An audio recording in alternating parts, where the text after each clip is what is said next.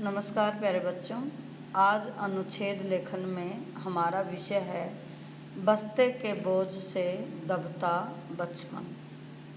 कि बच्चे का बस्ता इतना भारी हो गया है कि मानो उसका बचपन ही उनसे छीन लिया गया है, उनका बचपन दब गया है। इस विषय में संकेत बिंदु होंगे हमारी शिक्षा व्यवस्था, दूसरा गृह कार्य और कक्षा कार्य, तीसरा माता पिता की भूमिका और चौथा उपाय।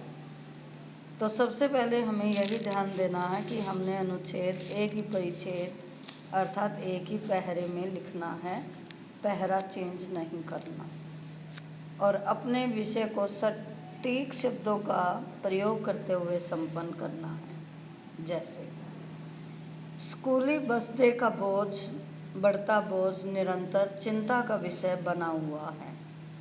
सरकार इसे घटाने के दावे तो बहुत करती है, पर वास्तविकता यह है कि यह प्रतिवर्ष बढ़ता ही जा रहा है। इसका कारण स्कूलों में पुस्तकों तथा कॉपियों की संख्या का बढ़ना है। विषयों के बढ़ने के साथ साथ पुस्तकें और लिखित कार्य भी बढ़ रहा है। ये सभी चीज़ें नन्हे बच्चों के कंधों पर बस्ते के बोझ को बढ़ा रही है।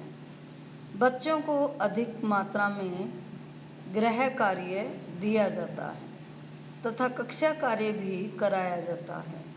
ये सारा काम कॉपियों में कराया जाता है। इससे बस्ता भारी होता जा रहा है, तो दूसरी ओर बच्चों पर इसका दुष्प्रभाव पड़ रहा है। प्राय बच्चे पूरी पुस्तकें और कॉपियाँ बस्ते में भरे रहते हैं, अर्थात अपने बैग को टाइम टेबल के अकॉर्डिंग सेट नहीं करते, तो इसलिए उनकी सारी पुस्तकें और कॉपियाँ बस्ते में ही रहती हैं।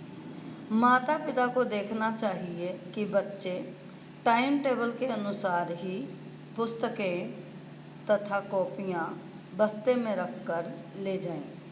बस्ते का बोझ कम करने के लिए बच्चों को स्कूल में बिठाकर ही गृह कार्य कराना चाहिए। उनकी कॉपियाँ बस्ते में न रखकर स्कूल में ही जमा करा लेनी चाहिए। इसके अलावा पुस्तकों की संख्या को भी घटाना होगा। अब उनकी शिक्षा में कंप्यूटर को जोड़ना आवश्यक हो गया है, अर्थात कुछ विषय या कुछ तथ्य टॉपिक कंप्यूटर पर ही वो कर लें या कंप्यूटर में सेव होने के कारण उन्हें बैग आदि भारी करने की आवश्यकता नहीं है। अर्थात अनुच्छेद में हमने यही ध्यान देना है कि शब्दों का अनावश्यक प्रयोग ना हो और सभी वाक्य एक दूसरे से स्वाभाविक रूप से जुड़े होने चाहिए। अनुच्छेद में भूमिका बांधने और निष्कर्ष देने की कोई भी आवश्यकता नहीं है। अतः अनुच्छेद का उद्देश्य अपने पूरे विषय को लेकर चलना है, विस्तार करना नहीं। अतः शब्द सीमा पर भी हमें ध्यान देना है। धन्यवाद।